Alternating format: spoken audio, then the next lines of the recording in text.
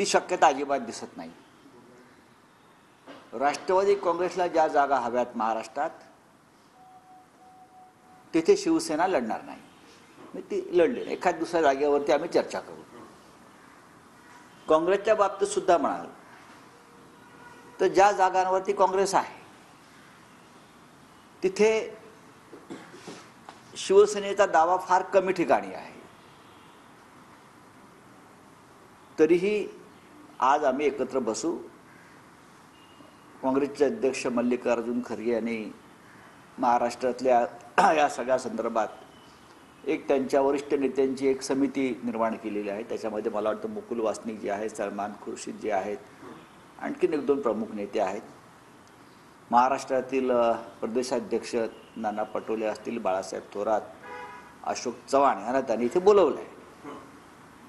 आज सकाळीच माझं जयंतराव पाटील यांच्याशी बोलणं झालं, राष्ट्रवादी काँग्रेसचे प्रदेशाध्यक्ष। राष्ट्रवादी काँग्रेस पक्षातर्फे सुद्धा त्यांचे नेते इथे आज येतील आजच्या बैठकीला असं मला दिसतंय। आणि आज आम्ही एकत्र बसून साधारण एक आराखडा ठरवूया असं आमची भूमिका आहे। आणि जर काही त्याच्यात थोडंसं काही मतभेद निर्माण झाले तर मग शेवटच्या टप्प्यामध्ये इतर काही प्रमुख नेते म्हणजे उद्धवजी, माननीय पवार साहेब किंवा राहुलजी, खरगे साहेब असे एकत्र बसून त्यातून तोडगा निघेल। परत आमच्यामध्ये वंचित बहुजन आघाडी सुद्धा आहे, तर त्यांचाही आम्हाला त्या सन्मानाने विचार करावा लागेल सगळ्यांना।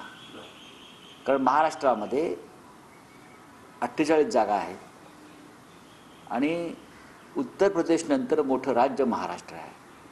सर्वाधिक जागा महाराष्ट्रात आहे। बिहार, महाराष्ट्र, कर्नाटक, पश्चिम बंगाल, हरियाणा, केरळ, तामिळनाडू हीच राज्य 2024चं राजकीय भविष्य देशाचं ठरवतील।